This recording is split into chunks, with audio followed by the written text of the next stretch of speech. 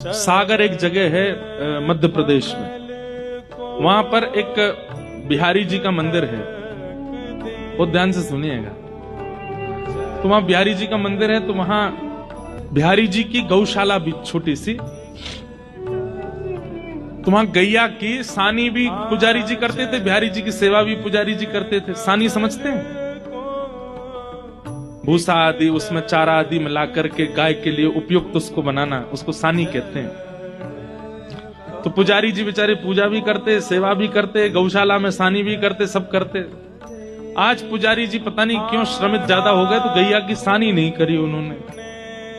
तो स्वयं बिहारी जी गए सानी करने, ठाकुर जी निकल के गए और सानी करके आए। इतने में पुजारी जी लौटे आए, तो ठाकुर जी दौड़ करके गए और जाके ऐसे खड़े हो गए। जैसे ही ठाकुर जी जाके खड़े हुए, तो पुजारी जी ने क्या देखा, गौशाला से लेके मंदिर तक पूरे ऐसे भूसा पड़ा हुआ।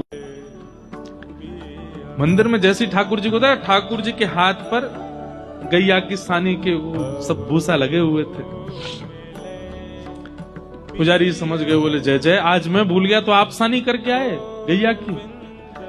तो ये कथा हम सुना रहे थे कथा में, तो हमने केवल ये बताया कि पुजारी जी ने देखा कि ठाकुर जी के हाथ में सानी के भूसा लगे हैं, पुजारी जी के नेत्र सजल हो गए। मैंने कहा भैया ऐसे बिहारी जी आपके सागर में विराजते हैं।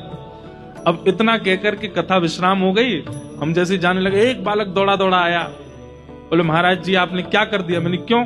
आपने कथा सुनाई कि बिहारी जी सानी करके आए हैं, अपने आसन पे आके बैठ गए हैं, पुजारी जी आकर के उनको देख करके रोने लगे और आपने वही कथा विश्राम कर दी। मैंने इससे आगे कथा है भी नहीं। अरे कम से कम इतना तो बोल देते कि पुजारी जी ने कपड़ा लेके ठाकुर जी के हाथ पहुंचे, अब रात भर ठाकुर जी के हाथ में सानी लगी रहेगी। आपने कथा वही विश्राम कर दी। अब यहां देखिए, वो व्यक्ति कथा को कथा की तरह नहीं सुन रहा है। वो व्यक्ति कथा को ऐसे सुन रहा है कि प्रत्यक्ष लीला हो रही है, महाराज जी उसको बता रहे हैं, और महाराज जी ने ठाकुर जी के हाथ से सानी की भूसा हटाए नहीं। अब रात भर ठाकुर जी उसमें, उसकी वो बात मेरे ऐसे घर कर गई कि घर जाकर के कक्ष में बैठ के अपना आसन बिछा के मैंने फिर कथा करी। और कथा में फिर हमने कहा अकेले ही कि पुजारी जी गए और फिर बिहारी जी के हाथ में जल से थोड़ी वो सानी पहुंची, और उसके बाद बिहारी जी की शयन आरती करा के सुलाया।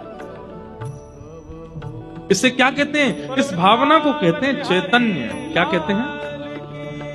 आप जो यहाँ लीला सुन रहे हैं, आप जो यहाँ भाव सुन रहे हैं, ये केवल एक वक्तव्य नहीं है, ये कथा नहीं है, ये प्रत्यक्ष लीला है। ठाकुर जी चैतन्य है।